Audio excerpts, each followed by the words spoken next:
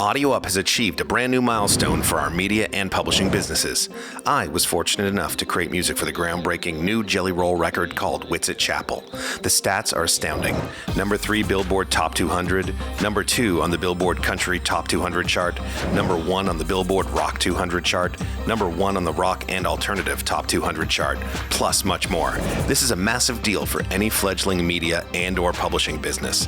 This moment was a long time coming for Jelly Roll, and in many ways for myself as an entrepreneur, creative, and publisher. With that in mind, welcome to Jared Explains It All. I've been bombarded with questions about Jelly Roll and how he went from being a trap rapper with 10 years of development under his belt to what many are now calling an overnight sensation. To explain the role I played within this singular and meteoric rise, I created a simple video. Okay, let's start from the top. This is Jelly Roll in 2012, around the time I first met him. At this time, I was known as Jingle Jared, the largest provider of music for all of American television. Wow, that's a big deal.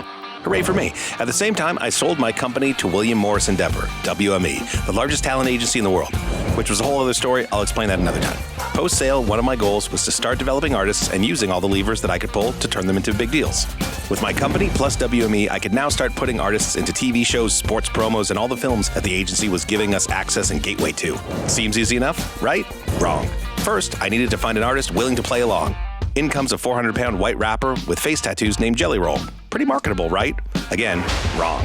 I discovered him because he was being sued by Waffle House. Check out this clip. Finally, Waffle House is threatening to take legal action against a rapper after he used their logo on his album Whiskey, Weed, and Waffle House.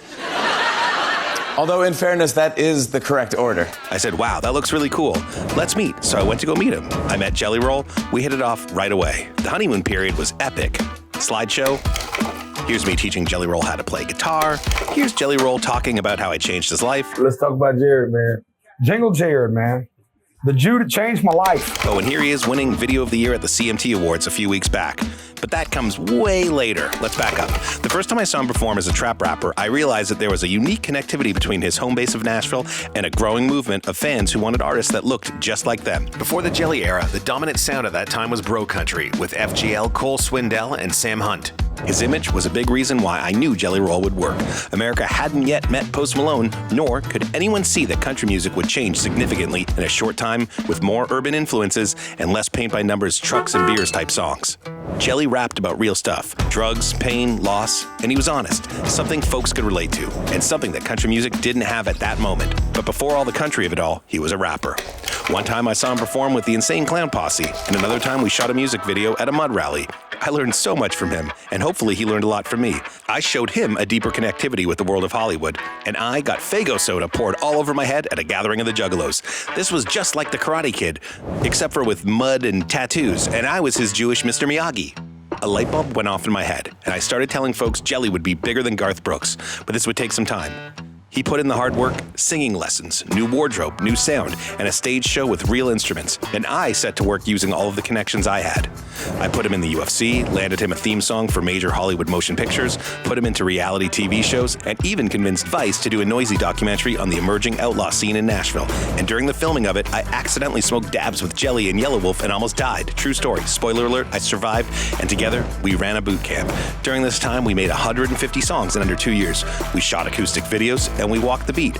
Any meeting we could get, we showed up on time and told and retold the story over and over again.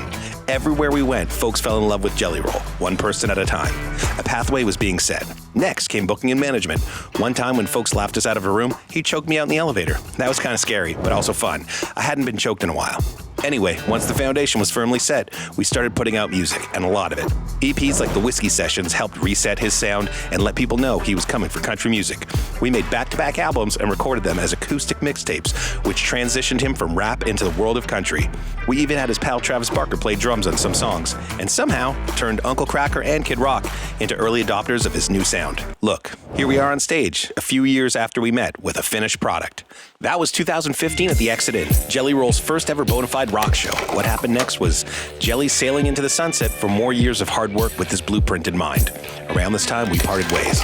I'm grateful that this work is paying off for Jelly, and personally grateful to continue to be able to have songwriting contributions on his new set of material. An album which, after long last, is changing the game and turning Jelly Roll into what I believed he could be. A global and seismic shift for country, pop, and rock music all at once. Yippee-ki-yay. Now let's take one more look at Jelly Roll circa 2023, winning every award imaginable and getting hugs and kisses from country royalty. Ah, my old pal from the Waffle House. With his newfound success, he could probably buy a Waffle House or two of his own. So, for those who saw the CMT moment and said, wow, look at that overnight sensation, I would urge you to always look deeper. In fact, Jelly's nonstop hard work, tenacity, and vision made him a 20-year overnight sensation. And that's today's Explainer. Keep tuning into this page for more Explainer videos where I unpack more of my experiences in the world of music. I definitely want to congratulate Jelly Roll for everything that he's accomplished. Viva la Jelly Roll. It was one exciting ride, to say the least.